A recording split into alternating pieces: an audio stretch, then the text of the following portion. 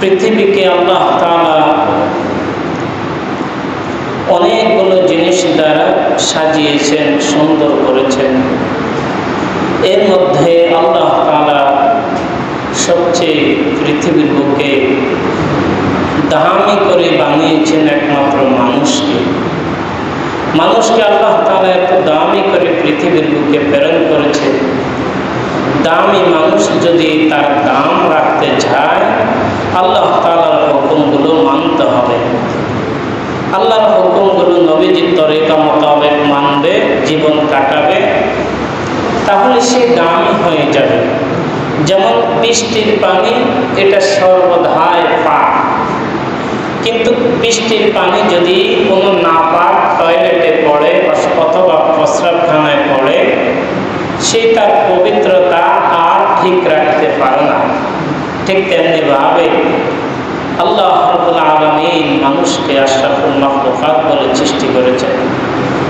আল্লাহ তাআলা বলেন, হে মানুষেরা, তোমাদেরকে আমি আল্লাহ মানুষের মঙ্গলের জন্য তৈরি করেছি এবং কি তোমাদেরকে আমি আল্লাহ দামি করে তৈরি করেছি।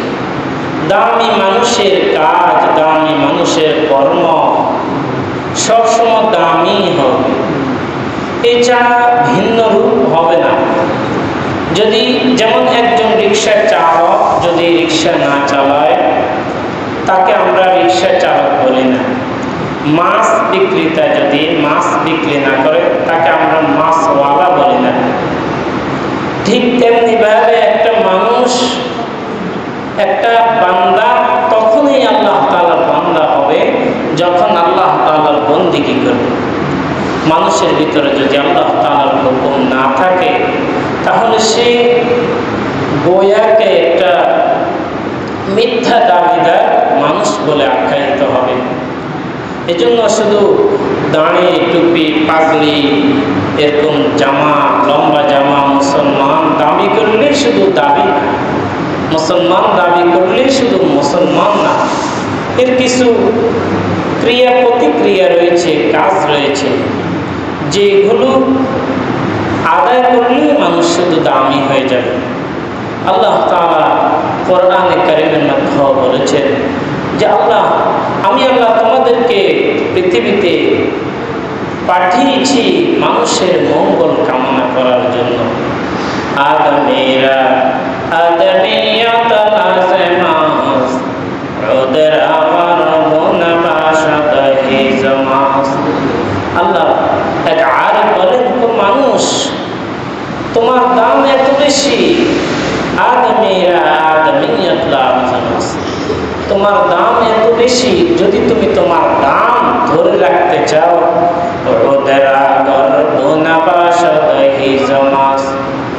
মানুষ তোমার দাম এত বেশি, তুমি যদি তোমার দামকে ধরে রাখতে চাও, টিকেতে চাও, আল্লাহর হুকুম মেনে চলো, আল্লাহর হুকুম মানবে, নবীজির তরিকা মোতাবেক, তাহলে তোমার দাম থাকবে।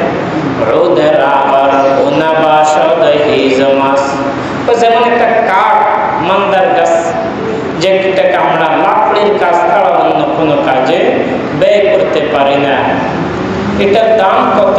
মন 250-200 লাকড়ি হিসেবে বিক্রি হয়। আর চন্দন নামে একটা কাঠ রয়েছে, যার 1 ফুট 1 ইঞ্চি কাঠের দাম রয়েছে 500 টাকার মতো। তো মানুষ, তোমার দাম এরকম। তুমি যদি তোমাকে করতে পারো, তোমাকে তো যদি তুমি মানুষ রূপী বানাইতে পারো, শুধু লেবাসের নাম মানুষ না। মানুষ কখন হবে? একটা মানুষকে তখনই মানুষ বলা যাবে যখন একটা মানুষ অন্যের ব্যথায় ব্যথিত হবে।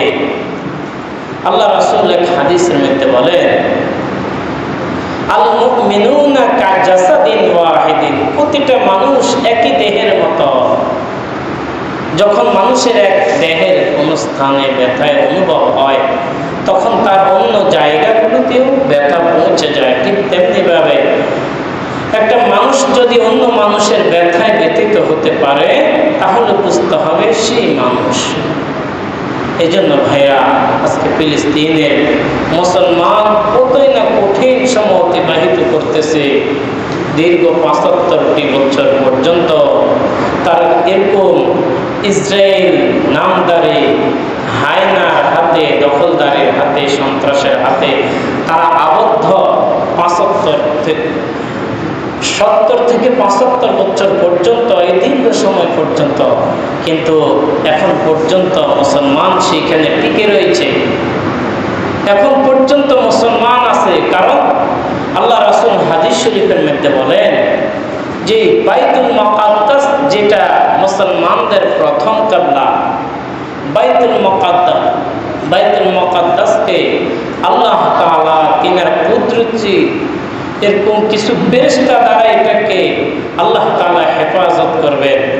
এবং সাহাবায়ে কেরাম রিদওয়ানুল্লাহি আলাইহিম আজমাইন একদিন নবীজির সামনে বসা, নবীজি সাল্লাল্লাহু আলাইহি ওয়াসাল্লাম বললেন, হাদিস শরীফের মধ্যে আল্লাহ রাসূল বলেন মানসুরিনা আলাল হক, নবীজি বলেন কিয়ামতের আগ পর্যন্ত একটা দল সব সময় হকের উপরে থাকবে, একটা গ্রুপ সব সময় সঠিকের উপরে থাকবে, হকের উপরে থাকবে। সাহাবায়ে কেরাম নবীজিকে জিজ্ঞাসা করলেন, ইয়া রাসূলুল্লাহ, সেই দলটা কোন দল? তখন নবীজি বললেন, সেই দল হলো সঠিক ইসলামের দল, ইসলামের মুজাহিদ। এরা অবস্থান করে বাইতুল মুকাদ্দাসের আশেপাশে। এই জন্য ভাইরা আমার, যে আজকে আমি আমার অবস্থান থেকে সকলের অবস্থান থেকে তাদের ব্যাপারে একটু দোয়া করা দরকার। কারণ ইসরায়েলদের নিজস্ব কোনো পূর্বকার কোনো জায়গা ছিল না। এরা ফিলিস্তিনদের সেইখানে গিয়ে অবস্থান করেছে, বিভিন্ন রাষ্ট্র থেকে মানুষ এসে সেইখানে অবস্থান করেছে। অবস্থান করতে করতে তারা নাম দিয়েছে, তাদের নাম ইসরায়েল। কিন্তু শেষ পর্যন্ত কোরআন ও হাদিস প্রমাণ করে এদের নাম নিশানা থাকবে না পৃথিবীর বুকে। কারণ যে জালেম পৃথিবীর বুকে রয়েছে তাদের নাম রয়ে গিয়েছে, এগুলা থাকতো না। মানুষ যাতে করে এদের নাম শুনে ইবরাত হাসিল করে। যেমন একজন বাদশাহ, কাফের বাদশাহ ছিলেন ফেরাউন, হামান, কারুন, উবাই ইবনে খালফ। এই সমস্ত কাফেরদের নাম শুনে মানুষ যেন তাদের থেকে ইবরাত হাসিল করে, তাদেরকে আল্লাহ তাআলা কিভাবে জিল্লতির সাথে মেরেছে। ফেরাউন, কারুন, এই সমস্ত ব্যক্তিদেরকে কাউকে আল্লাহ তাআলা ক্ষুদ্র ল্যাংড়া মশা দ্বারা এরকম আঘাত করে মৃত্যু দিয়েছেন, কাউকে এরকম দরিয়ার মধ্যে এরকম ডুবিয়ে মেরেছেন। কাহারও জিন্দিগি সুন্দর হয় নাই, কাহারও মৃত্যু সুন্দর হয় নাই। এদের নাম ইতিহাসের পাতায় রয়ে গিয়েছে। ঠিক যখনই যেই ব্যক্তি ইসলামের বিরুদ্ধে কলম ধরবে, ইসলামের বিরুদ্ধে, আল্লাহ তাআলার বিরুদ্ধে, নবীজির বিরুদ্ধে, মুসলমানের বিরুদ্ধে, মুসলমানের কিবলাকে নিয়ে, মুসলমানের কাবাকে নিয়ে, মুসলমানের হজকে নিয়ে, মুসলমানের কোরবানিকে নিয়ে যখনই কথা বলবে, তখনই তাদেরকে আল্লাহ তাআলা সমূলে উৎখাত করে দিবে। তাদের নাম নিশানা পৃথিবীতে থাকবে না। এই জন্য ভাইরা আমি কতটুকু এর প্রতিবাদ করলাম আপনার সামনে। আপনার বাবাকে যদি কোনো ব্যক্তি একটা থাপ্পড় দেয়, আপনার রক্ত গরম হয়ে যাবে। আমার সামনে আমার ইসলামকে জবে করা হচ্ছে, আমার কাবাকে নিয়ে, কিবলাকে নিয়ে, বাইতুল মুকাদ্দাসকে নিয়ে, আমার মুসলিম ভাইদেরকে নিয়ে আবে তাবে কথা বলে, আমি কি ভূমিকা রাখলাম? এই জন্য ভাই, কিছু পারি আর না পারি তাদের জন্য দোয়া করব। মা বোনরাও আমরা একটা দুইটা করে দোয়া করতে পারি।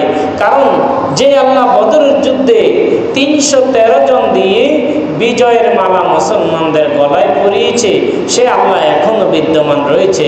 আল্লাহ চাইলে ইসরায়েলদেরকে খতম করে দিতে পারে। হ্যাঁ, কেন করে না? উনমে ভি এক রায় হক থে জিনকে রেজানি না থি। আল্লাহ তাআলা বলেন কোরআনে কারীমের মধ্যে, আসা আন তাকরাহু শাইআ ওয়া হুয়া খায়রুল লাকুম ওয়া আসা আন তুহিব্বু শাইআ ওয়া হুয়া শাররুল লাকুম। আল্লাহ তাআলা বলেন, বান্দারা তোমরা জানো না একটা জিনিস তুমি পছন্দ করো, কিন্তু আমি আল্লাহ সেটাকে পছন্দ করি না বিদায় তোমাকে দিই না। অপর আরেকটা জিনিস তুমি অপছন্দ করো, কিন্তু আমি আল্লাহ ভালো মনে করি বিদায় তোমাকে সেই জিনিস দিয়েছি। আল্লাহু ইয়ালামু ওয়া আনতুম লা তা'লামুন। এর ভিতরে কি রহস্য লুকায়িত রয়েছে, এর ভিতরে কি রহস্য রয়েছে, কি ঘটনা উদ্ভিদিত গুঞ্জিত অবস্থায় রয়েছে, গোপন রয়েছে, এটা তুমি বুঝবে না। এটা একমাত্র মুসলমানরা বুঝবে, এটা অন্য কেউ বুঝবে না। এই জন্য একমাত্র আল্লাহ তাআলাই বুঝেন। এই জন্য আল্লাহ তাআলা কেন যে এই পরীক্ষার মধ্যে ফিলিস্তিনদেরকে ফেলছেন এটা আল্লাহ পাকই ভালো জানে।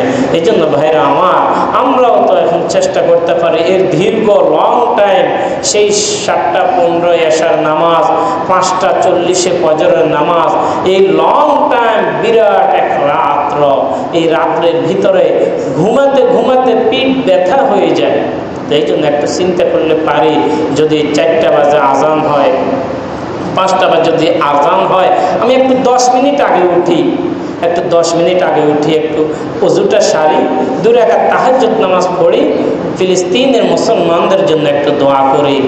সমস্ত বিশ্বের জন্য, বিশ্বের আবহাওয়াও খুবই কঠিন যাচ্ছে, খুবই দুষ্কর যাচ্ছে, বিশ্বের পরিস্থিতি খুবই দুষ্কর যাচ্ছে। এবং এর পাশাপাশি বাংলাদেশে তো আমরা বসবাসী করি, বাংলাদেশের আবহাওয়াও দ্রব্যমূল্য বলেন, রাজনৈতিক লাইন বলেন, যেই লাইনে কদম বাড়াইবেন সেই লাইনের অবস্থানে খুবই কঠিন।